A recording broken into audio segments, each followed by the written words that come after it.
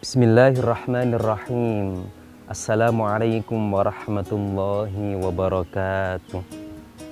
Alhamdulillahi rabbil alamin. Wassalatu wassalamu ala sayyidil awwalin wal akhirin. Syafi'ina wa maulana Muhammadin wa ala alihi wa ashabihi ajma'in, amma ba'd. Bolos Tiara TV yang berbahagia dimanapun Anda berada, alhamdulillah kembali bersama-sama di program kesayangan kita, Titian. Sebagai seorang yang beriman, tentu yang harus kita tajamkan dalam hati pikiran kita adalah kalimatu haqqin, la ilaha illallah, tiada Tuhan selain Allah. Dan turunan dari la ilaha illallah, konsekuensi logis keberlangsungan kalimat ini dalam kehidupan kita adalah apapun yang terjadi semuanya harus diyakini berdasar ketentuan Allah Subhanahu wa ta'ala. Dan karena kita la ilaha illallah, maka apapun yang kita butuhkan, kesulitan apapun yang kita hadapi, tentu nomor satu yang harus kita tuju adalah pertolongan Allah. Itulah kenapa di dalam Al-Quran surah Al-Fatihah ada ayat iyyaka na'budu wa iyyaka nasta'in. Hanya kepada Panjenengan ya Allah kami menghamba, dan hanya kepada Panjenengan ya Allah kami nasta'in, memohon pertolongan kepada Allah. Maka segala bentuk pertolongan, segala keinginan, harapan, segala pengajuan proposal pertolongan kepada Allah, hanya kepada Allah, tidak ke yang lain. Biasanya bentuk mohon tolong kita kepada Allah itu kita kemas dalam doa. Doa itu bolo, jangan sepelekan doa loh. Karena orang semakin modern itu biasanya gak patek percaya donga.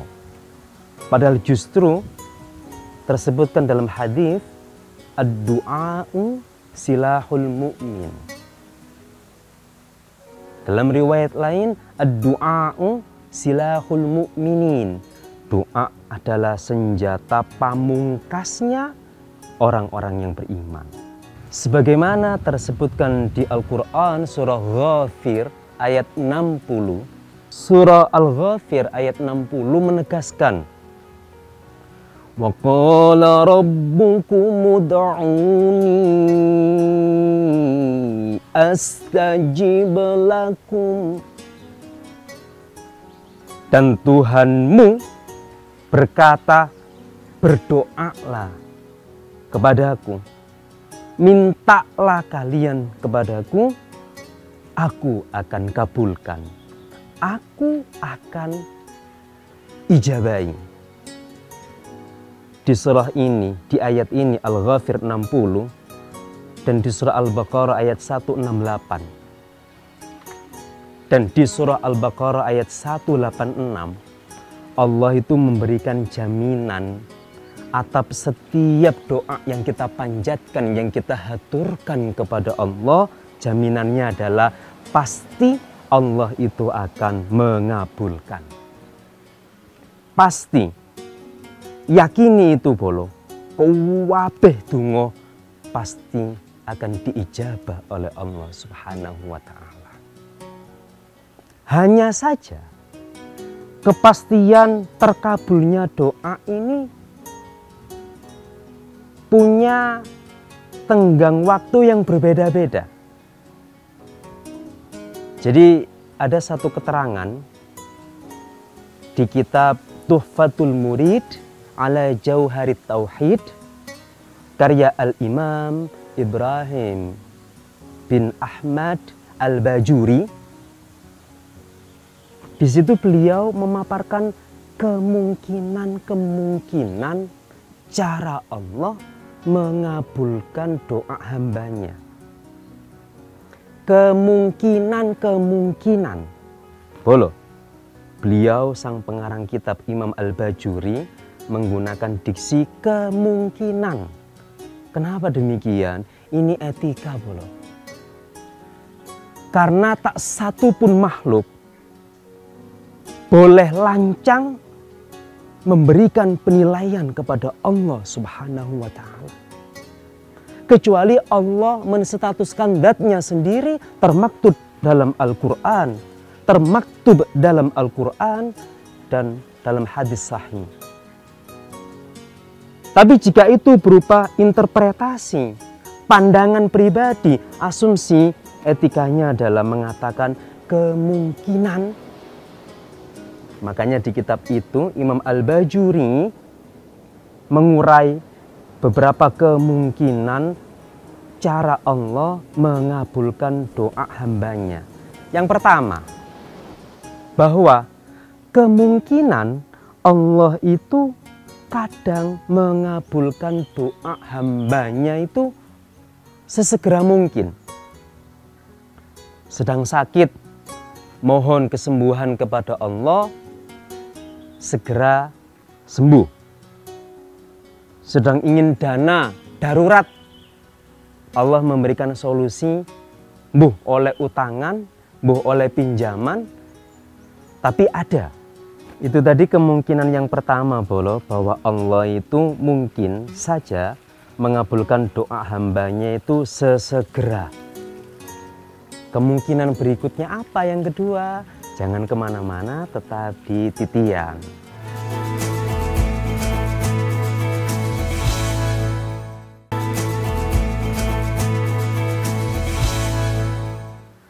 Imam Al-Bajuri mendetailkan kemungkinan keterkabulannya doa itu berdasarkan empiris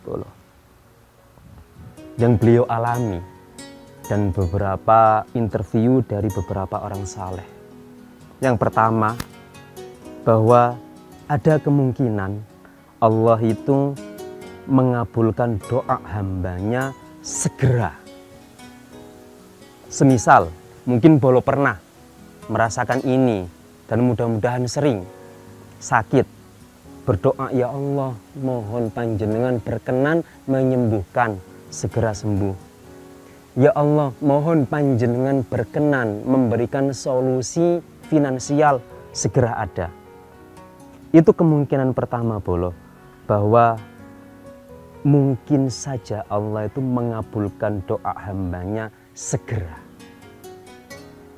Yang kedua adalah mungkin Allah itu mengabulkan doa hambanya itu tidak segera.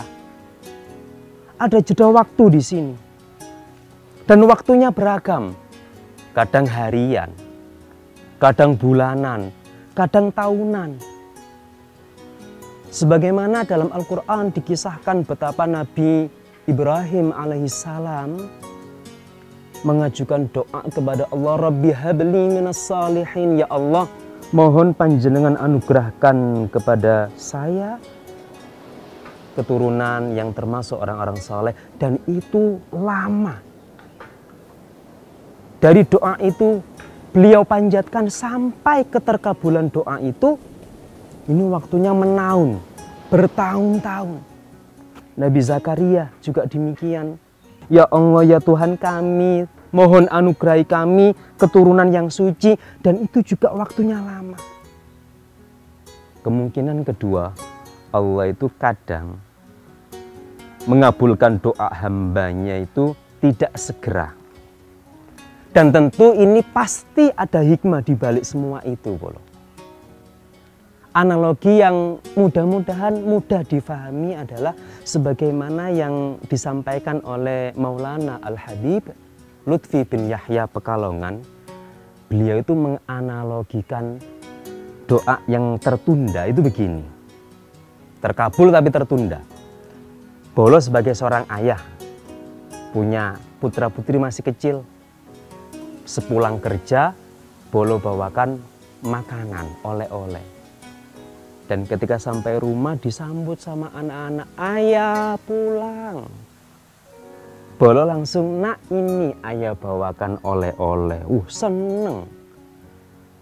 Lalu kemudian si kecil saat itu kondisinya sedang bermain tanah. Tangannya belepotan, banyak noda tanah, banyak noda kotoran. Langsung mau meraih makanan yang Bolo hadiahkan. Kira-kira yang Bolo lakukan, sik nak, cuci tangan dulu nak, bersihkan dulu baru makan. Atau yo panganan. Itu analogi sederhana. Kira-kira Bolo, di antara Allah itu mungkin menunda keterkabulan doa adalah barangkali kita diberi waktu untuk memantaskan diri dulu. Memantaskan diri nih, memantaskan situasi kondisinya atau apa. Dan Allah kan berfirman di Al-Quran ya, ini motivasi untuk anda-anda yang masih belum berjodoh Bolo. Allah kan ngasih motivasinya, iyakunu fuqara ayughnihimullahu min fadli. Jika mereka berada dalam kondisi fakir, jobless, tenang saja, asal yakin, asal mantap, barokai menikah, Allah akan membuat dia kecukupan. Itu Bolo. Nah, menikah itu bagian contoh cara memantaskan diri untuk membuka rezeki. Pun dengan Bolo yang sebagai pengusaha. Begitu ada kesempatan, ada peluang, langsung saja. Tentunya dengan kalkulasi yang sistematis dan realistis ya.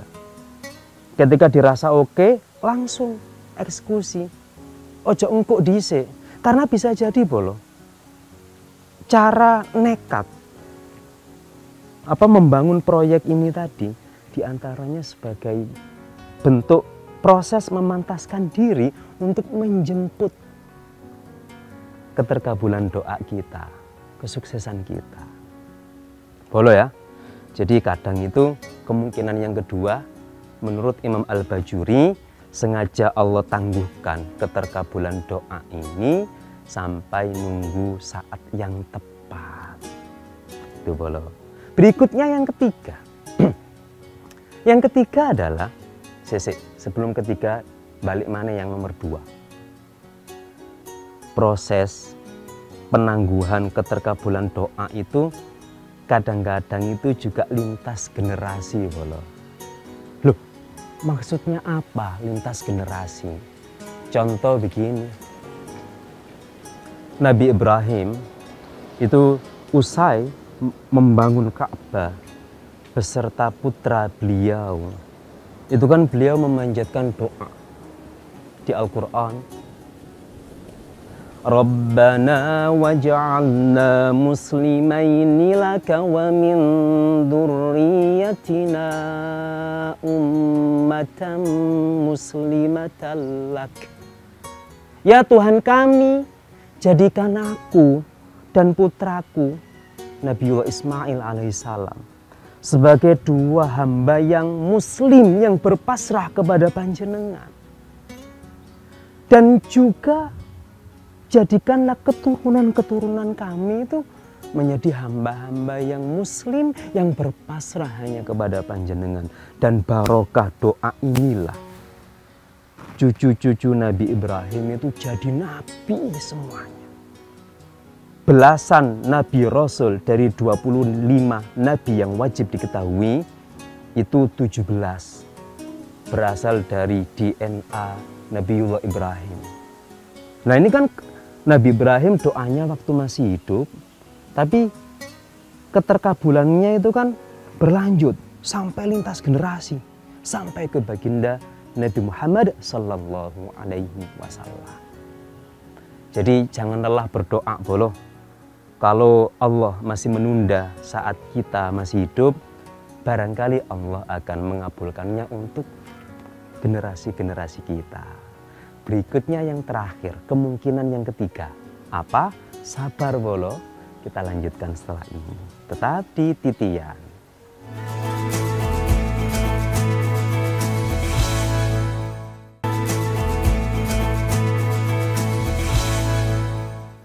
Oke Bolo, kita kembali di program kesayangan kita Titian. Kemungkinan pertama, Allah itu segera mengabulkan doa. Kemungkinan kedua, Allah tidak segera mengabulkan. Yang ketiga adalah Allah mengabulkan doa tapi dengan keterkabulan yang berbeda dari yang diminta hambanya. Ini juga bagian dari keterkabulan doa Bolo. Cuman yang ketiga ini jarang tersadari, kecuali kalau si empunya itu betul-betul bisa mentadaburi, maka akan ketemu hikmahnya. Tapi kalau umumnya orang itu tidak menyadari itu adalah bagian dari keterkabulannya doa. Allah mengabulkan doa tapi dengan mengganti dalam bentuk lain. Contoh ini, contoh. Ada seorang baru fresh graduate dari SMA mau masuk kuliah. Kebetulan karena dia berprestasi, harapannya adalah ikut jalur beasiswa. Dia ikut sekian tes dan dia berdoa, ya Allah mudah-mudahan saya ikut serta lulus mendapatkan beasiswa ini. Ternyata Allah mentakdirkan lain. Dinyatakan tidak lulus dan akhirnya dia masuk kuliah jalur mandiri reguler. Nah, di tengah-tengah dia kuliah ini, Allah lalu mengondisikan dia itu produktif dalam hal mencetak uang. Entah itu tiba-tiba dapat job menari sambil kuliah oleh job menari. Atau entah tiba-tiba dia produktif, inovatif, bisa menghasilkan karya dan punya nilai jual, dia jual. Loh, bisa jadi Bolo. Bisa jadi kondisi dia untuk lolos dapat beasiswa diganti sama Allah mandiri saja. Dan di mandiri itu, jalur mandiri itu, dia dibukakan oleh Allah pintu-pintu untuk menghimpun rupiah dan akhirnya bukan hanya sanggup membayar kuliahnya, tetapi juga bisa berderma untuk orang tua, saudaranya, dan orang-orang sekitarnya. Inti dari ketiga kemungkinan ini yang ingin disampaikan oleh Al-Imam Al-Bajuri adalah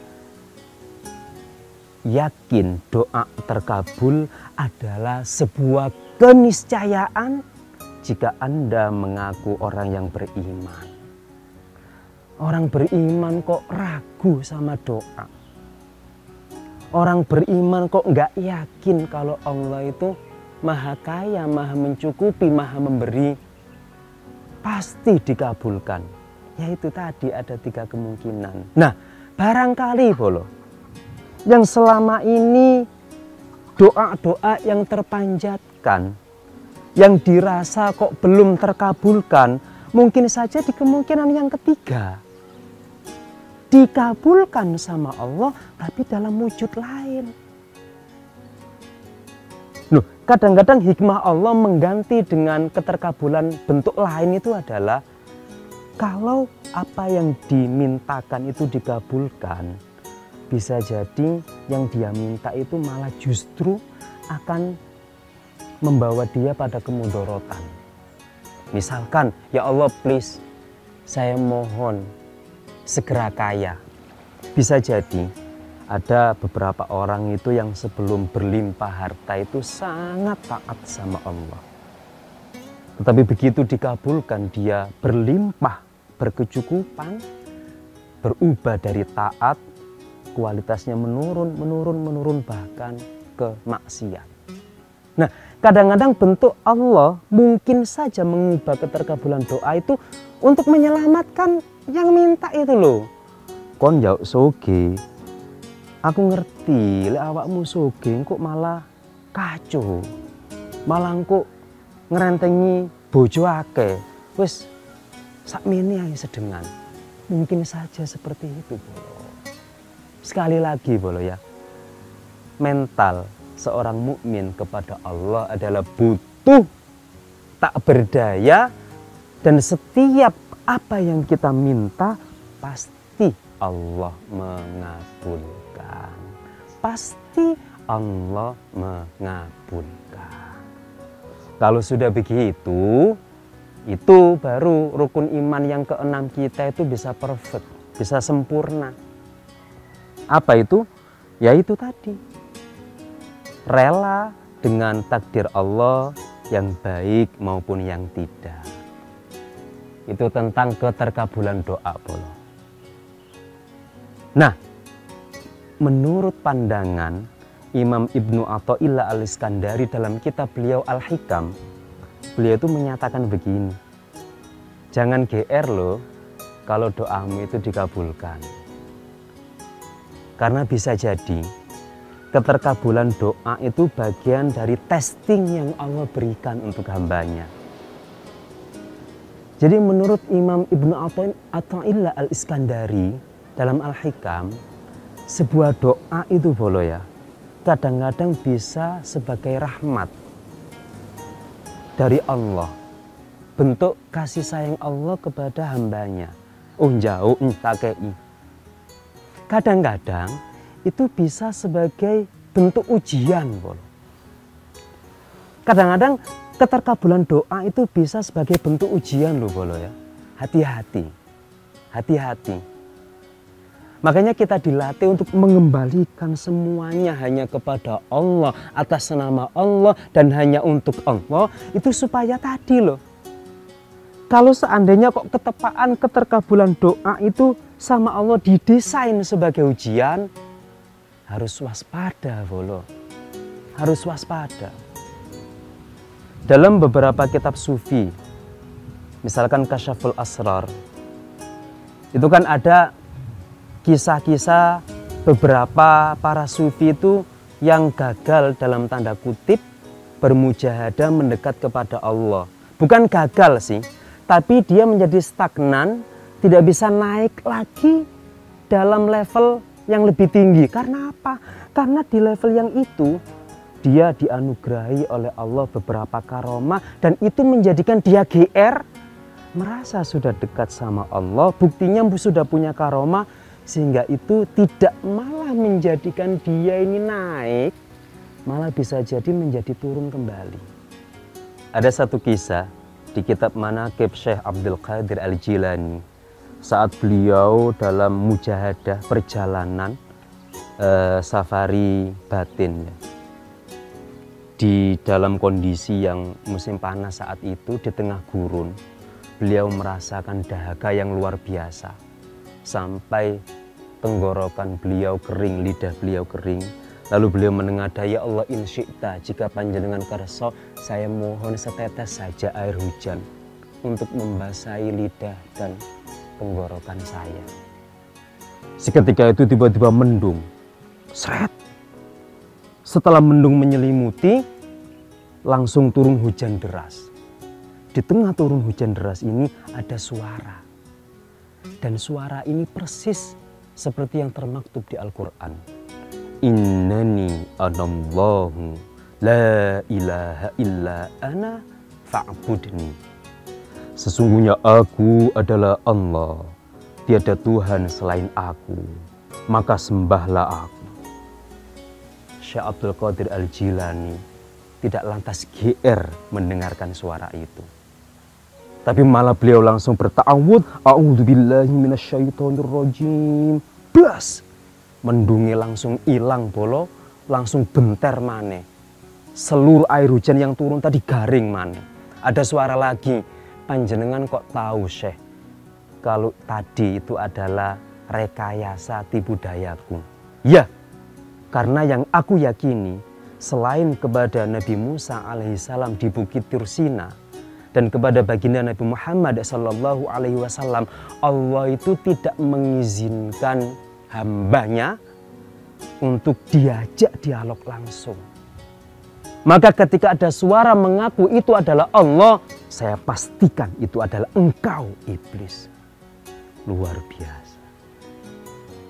Kadang-kadang boleh kita berbahagia jika terkabul doa, tapi kita juga hati-hati, kadang keterkabulan itu bagian dari cara Allah memberikan testing. Semoga bermanfaat. Tolong nggih, matur suwun. Ihdinas shiratal mustaqim. Wassalamualaikum warahmatullahi wabarakatuh.